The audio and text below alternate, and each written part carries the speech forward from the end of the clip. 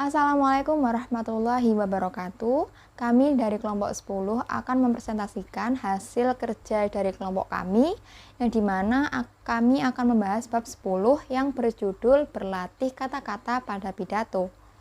Lalu, kami beranggotakan 2 orang. Yang pertama, saya sendiri, Alvina Widyaningrum dengan NIM B01219007. Lalu yang kedua ada Muhammad Misbah Najib dengan NIM B01219031. Di materi kali ini terdapat 5 pembahasan. Yang pertama yaitu gaya lisan, lalu yang kedua berbicara dengan akurat, yang ketiga berbicara jelas, yang keempat berbicara dengan jelas, dan yang kelima yaitu berbicara dengan benar.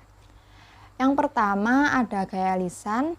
Gaya lisan ini mengacu pada cara seseorang menyampaikan pesan melalui kata-kata yang diucapkan.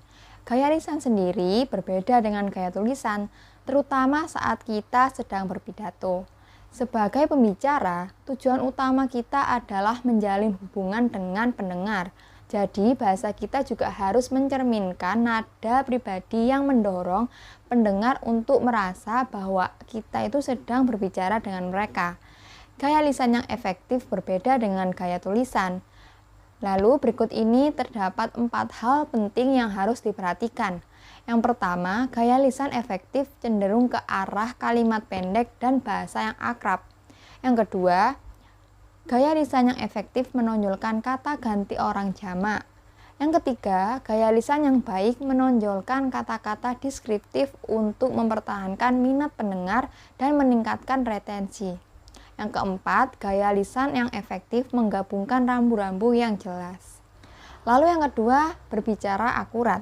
Berbicara akurat ini harus menggunakan bahasa-bahasa yang akurat, berarti menggunakan kata-kata yang menyampaikan maksud kita secara tepat. Ada 4 alasan mengapa berbicara akurat tidak sesederhana itu. Yang pertama, bahasa adalah simbol. Yang kedua, kita tidak dilahirkan dengan mengetahui suatu bahasa, namun kita harus mempelajarinya terlebih dahulu.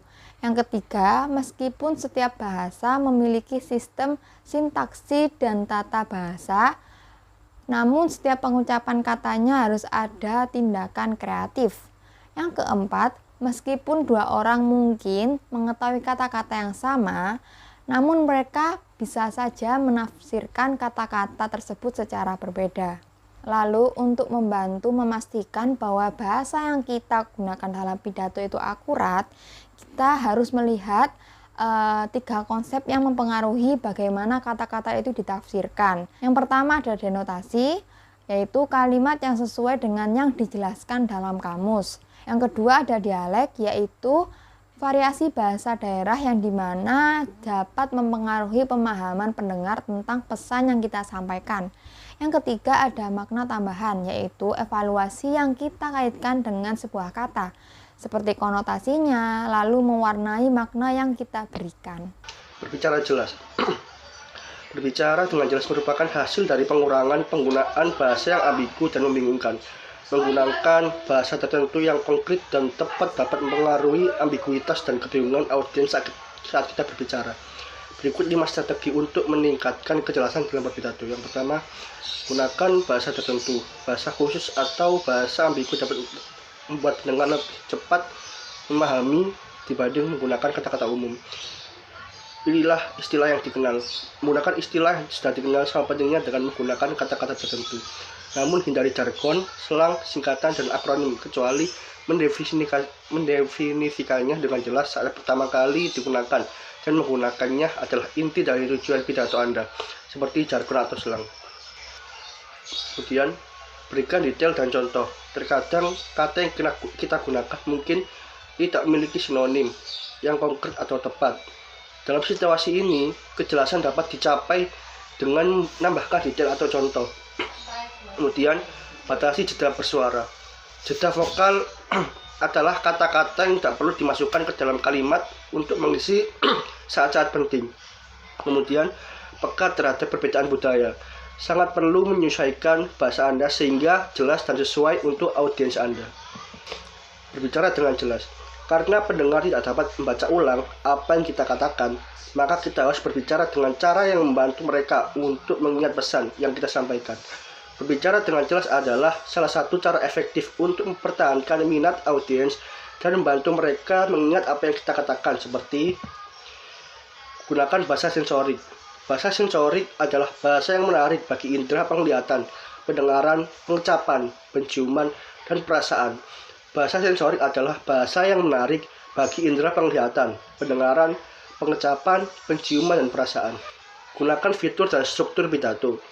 Fitur pidato membuat perbandingan colok antara hal-hal yang tidak jelas sama dan membantu pendengar memvisualisasikan atau menginternalisasi apa yang Anda katakan. Lalu struktur pidato menggabungkan ide-ide dengan cara tertentu. Semua perangkat ini dapat berfungsi untuk membuat pidato Anda lebih berkesan selama tidak digunakan secara berlebihan. Contoh, simil, metafora, analogi, aliterasi, asonasi, onomatopoeia, personifikasi, pengulangan, dan antitesis. Berbicara dengan benar berarti menggunakan bahasa yang menyesuaikan dengan kebutuhan, minat, pengetahuan, dan sikap audiens, serta menghindari bahasa yang mengasingkan anggota audiens. Melalui bahasa yang tepat, kita dapat mengkomunikasikannya dengan rasa hormat dan menjauhkan penerimaan berbeda terhadap kita. Beberapa panduan penting yang harus diikuti saat kita memilih cara untuk mengekspresikan ide-ide kita. Yang pertama, menyesuaikan formalitas bahasa dengan acaranya. Bahasa dengan acara tersebut haruslah formal dan sesuai dengan acara tersebut. Tujuannya adalah agar menyesuaikan antara bahasa kita, acara tersebut, dan audiens. Tunjukkan sensitivitas. Gunakan bahasa yang pantas, hindari kata-kata sensitif agar tidak menyinggung orang lain. Terdapat 4 anjuran yang harus kita gunakan. Hindari kata-kata vulgar dan kotor seperti neraka, sialan, sumpah serapah, dan lain sebagainya. Kemudian kembangkan kedekatan verbal seperti kedekatan verbal, bahasa bebas bias, bahasa generik, bahasa non paralel, dan menandai. Hindari humor yang menyerang. Tunjukkan kepekaan kita kepada audiens dengan menghindari humor yang menyinggung, lalu lelucon kotor dan komentar rasis, seksis, atau lainnya, walaupun mungkin tidak dimaksudkan untuk menyinggung. Tapi jika beberapa tersinggung, maka kita akan kehilangan kedekatan verbal. Kemudian ujaran kebencian. Menggunakan kata dan frasa untuk merendahkan orang atau kelompok lain dan untuk mengungkapkan kebencian dan prasangka pembicara terhadap orang atau kelompok tersebut.